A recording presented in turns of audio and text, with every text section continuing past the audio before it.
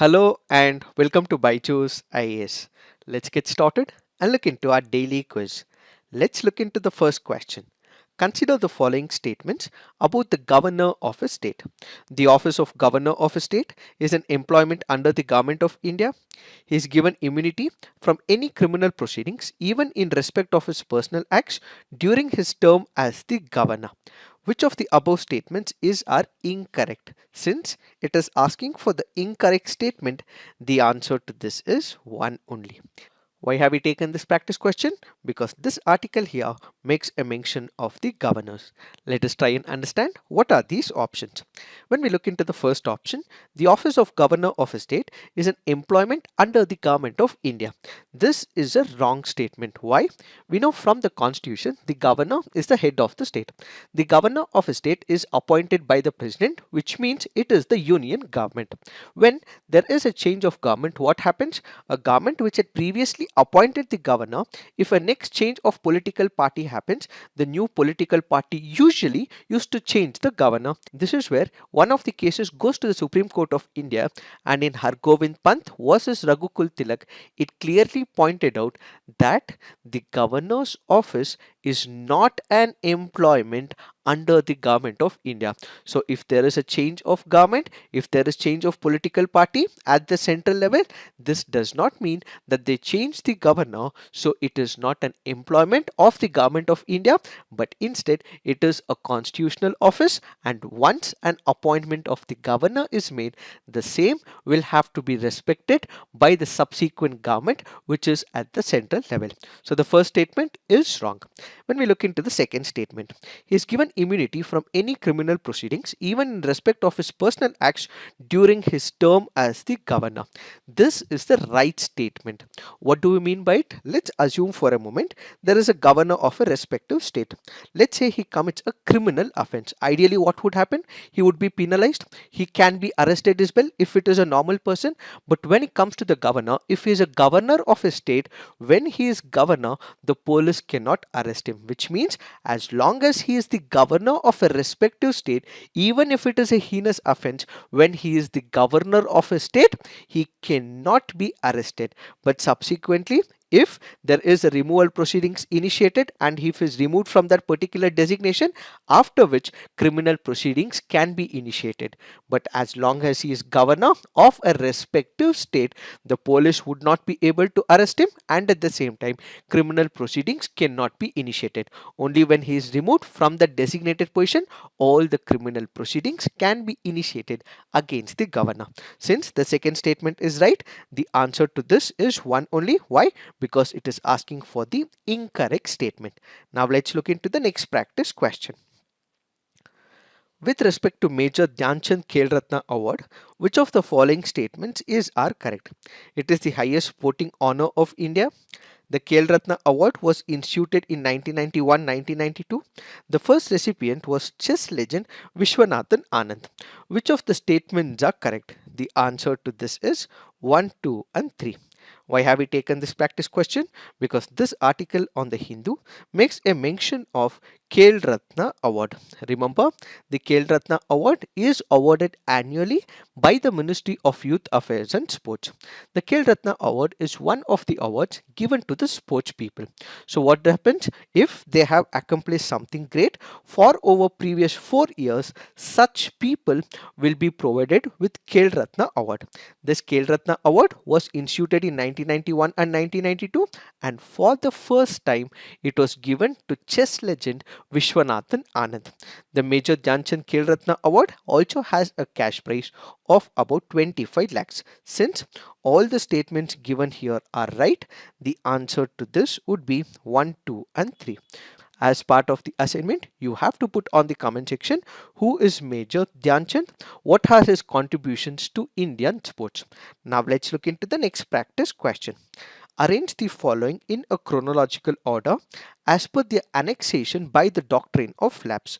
We have the states that was actually captured by the British using this doctrine of lapse. Which were the states which were first captured? We have to arrange them in chronological order. We have Satara, Sambalpur, Udaipur, Jhansi, Jaipur, Nagpur and Bagat. The answer to this is 1527346. Why have we taken this practice question? Because this article on the PIB makes a mention of Lakshmi Bai, where her dynasty was also captured by the British using the very principle of doctrine of lapse.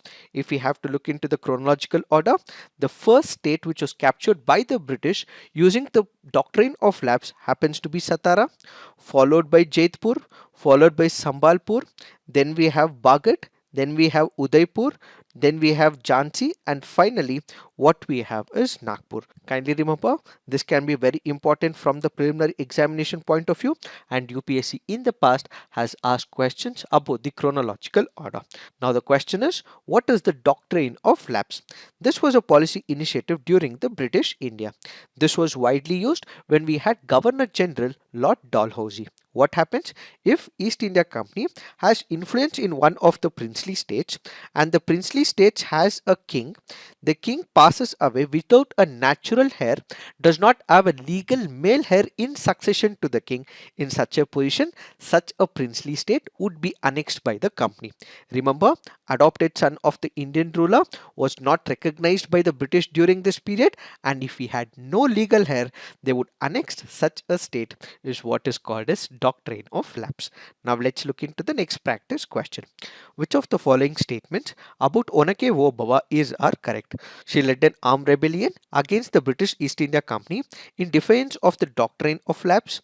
She belonged to Chauta dynasty who ruled over parts of the coastal Karnataka. Which of the statements are right? The answer to this is none. Why have we taken this practice question? Because this article here makes a mention of Onake Obawa.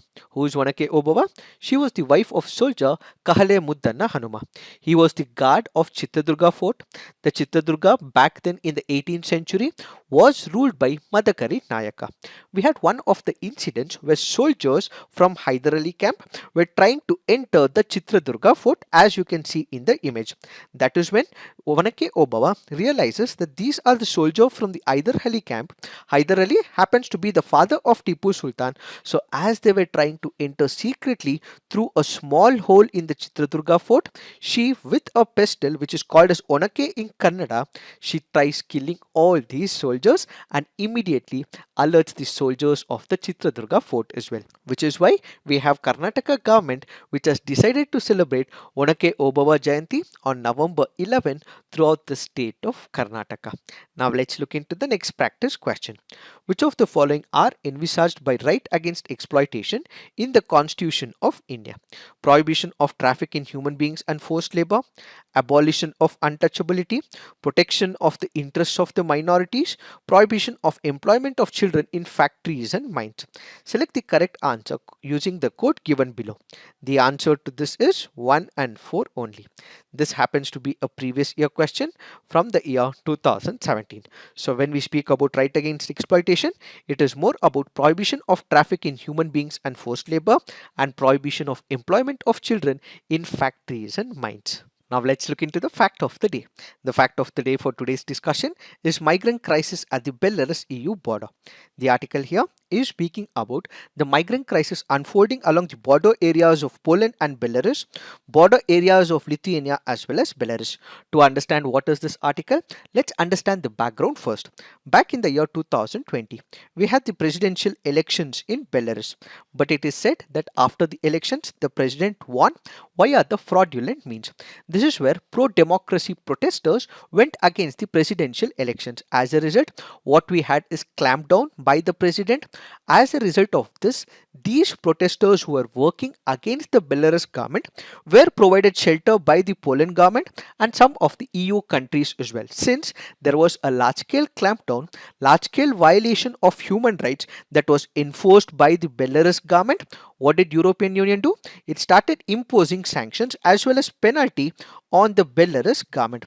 This was not tolerated by the Belarus government. So what is it doing right now? There are a number of migrant people who are coming from West Asia, and there were also people from Afghanistan, Iraq and Syria. They are currently allowed to enter Belarus and from Belarus they are allowed to move into Lithuania as well as Poland. So countries like Poland, Lithuania, which do not want migrants entering their country, now are allowed to enter indirectly. Why? Because this is a hybrid form of warfare that is initiated by Belarus. So what is Belarus doing? It is allowing the migrants to enter Belarus, and from Belarus they are allowing these migrants to enter Lithuania as well as Poland. So the minute they enter these countries, EU should be able to provide asylum to such people. Is the hybrid warfare initiated by the Belarus. However, countries like Poland as well as Lithuania are not happy with the actions of Belarus. So what are the global ramifications? This might result in number of issues. One, Russia is indirectly supporting Belarus, so there is problems with respect to Russia and Poland, Russia and European countries, and at the same time, because it is the winter weather, these people may also suffer, and there might also be loss of lives because they are along the border areas and countries are not letting them easily. This might also result in death, this might also result in loss of lives, and ultimately the human rights of these migrants may also be lost during this process. It is this that we have to understand in reference to this article. So this is it for today. Thank you for watching. All the best.